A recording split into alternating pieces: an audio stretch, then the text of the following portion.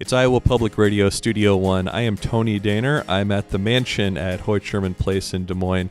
I'm speaking with Josh Ritter, who is performing tonight. Josh, welcome to Hi, Des Moines. Tony. Hi, how's it going? I am doing great. Thanks so much for being here. Thank you very much. You first came to our attention at Iowa Public Radio when Hello Starling came out, and the song Snow Is Gone in particular. The irony. Yeah, right. It's the first really cold day of the fall here, and the funny thing about that song is it's kind of hard to find the right time of year in Iowa to play that song. It has snowed here as late as May and as early as October. I really narrowed down my chances of having the song played. Yeah. Next time I'll be more general. Right. Yeah. Now, obviously, the song's not literally about snow. It's kind of a song about hope and rebirth and renewal and. Yeah, I think a lot of times, like a lot of the feelings that we have, the feelings of, well, just as much as we have feelings of hope or sorrow or any of these big feelings, sometimes I like to think of them as migratory.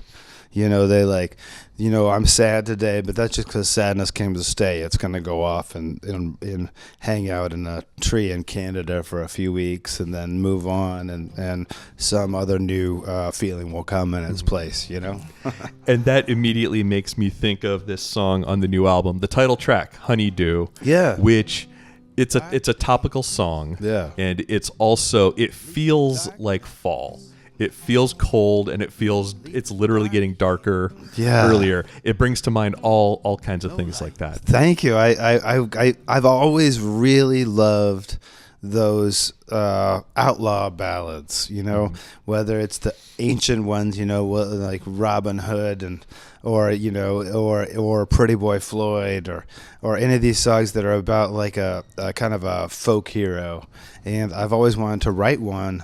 And my dad recently moved to northern Minnesota, so I spent a lot of time like soaking up the landscape and the towns going by, and it was fun to write one, and also fun to write one about sort of a brutally cold snap of weather and somebody helping the needy.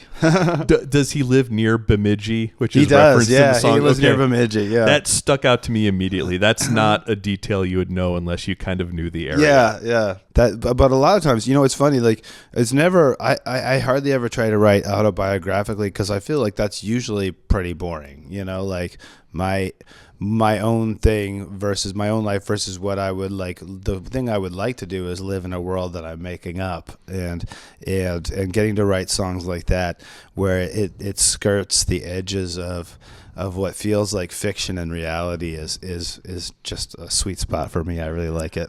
We're sitting in a room full of books, and we were just talking about them, and you're talking about like kind of a fictional world. Were you reading anything in particular at the time that?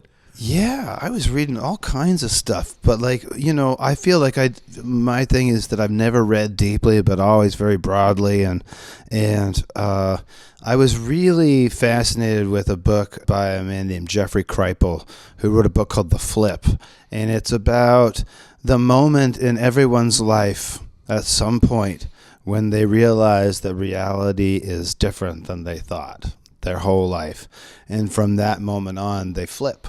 They have to design a new ontology for their world, and they have to think of new ways to live in this new world, and that has very much been my experience. This record is about the muse, and it's about making music with this other thing that comes in and helps me write the songs, and The Flip by Jeff Kripal has been a big one. Yeah.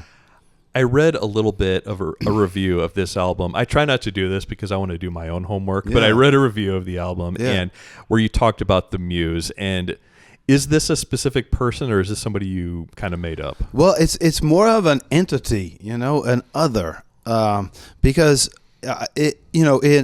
as we've had it now in Western culture now, we tend to think of a muse as somebody that we follow and we aspire towards them or things. But in the ancient Greek variety of muse, you invoke a muse, and the muse comes in and inhabits your body, and the muse, and you become invisible. You are the vessel of the muse, and that is much more of a relationship that I feel syncs up with what I do. Because I don't think I've followed anybody aspirationally except some girlfriends to some cities that maybe I shouldn't have moved to, but the muse always comes to me and comes to where I am. Mm-hmm. The first song on the album was also the first single, and we've been playing it at Studio One for a few months now. You Won't Dig My Grave.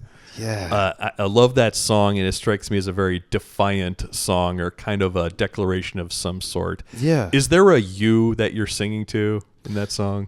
I think there's a number of people that I would put on that list of people who I feel defiant of, but I think like a lot of people who grew up getting bullied, there are difficult lessons to be learned in getting bullied, but the biggest, most important one is that you got to outlive your bullies. You just outlast them.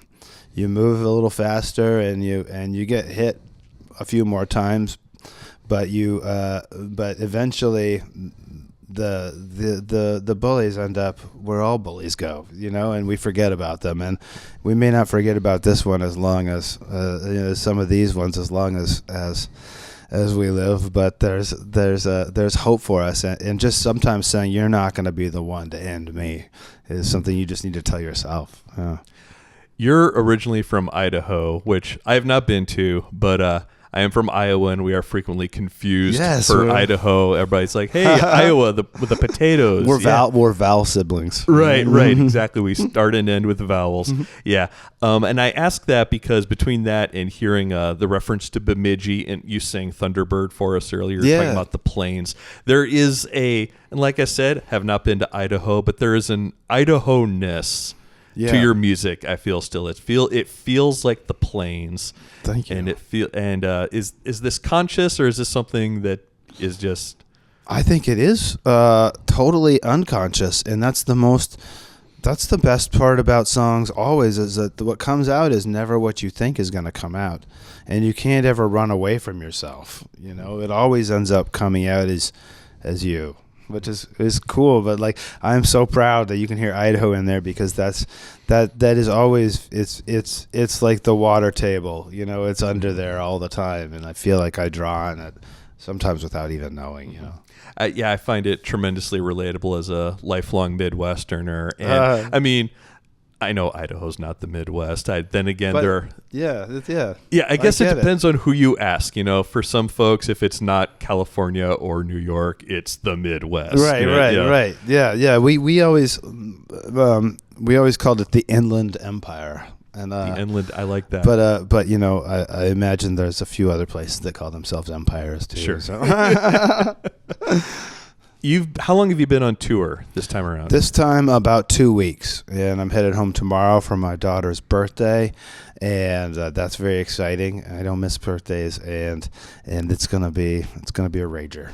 She's turning 13. So it's a great age. What's about the right time to be on tour? Like, I personally think about it like, is it like music is like, and life in music is agricultural in a sense. It's like you have to, you can only harvest every so often, but you got to go out in the fields and harvest, and I am very lucky that I get to spend most of my time at home with my family and there and writing, and then coming out on the road. I feel that 2 weeks is for a bunch of guys with kids and all that. 2 weeks is the absolute maximum at any one time, and then we come home and spend time. But like, really, you can't overtax a system like that, because it's not about like, making music over anything else in your life.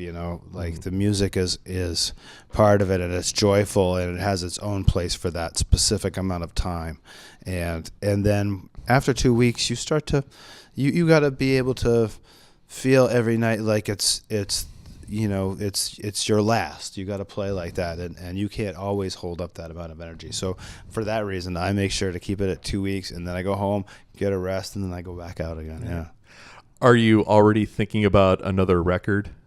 Oh my gosh, I'm like, I have songs, but songs never come in any kind of batch. They just come as songs, and so I have some that are feeling like a record, but at the same time, I'm finishing a new novel, and I have a bunch of other sorts of like little projects that I'm working on. So I can tell right now that the well is filling, but that it's not quite full yet. Thanks one more time for coming to Iowa, and tell your daughter happy birthday for us. Thank you. I will. Thanks, Tony, and thanks to everybody for listening.